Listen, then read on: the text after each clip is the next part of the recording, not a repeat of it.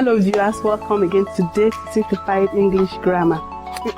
We had some serial episodes that handled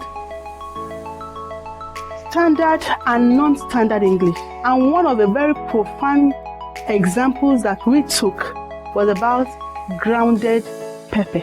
Can you still remember? If you have not watched that video, please do well to search for it in our link and watch it. I love grounded pepper. You know, some of our viewers felt, no, we have known it over the years that it is grounded pepper, but I'm here to explain why. You know, the word grind is a verb, an action word, remember? So we have it as a single present tense as grind, a simple past tense as ground, and the past participle as ground. Same thing. And now, by the time you add ed to it to make it grounded, it's like you are double past tensing it. You understand?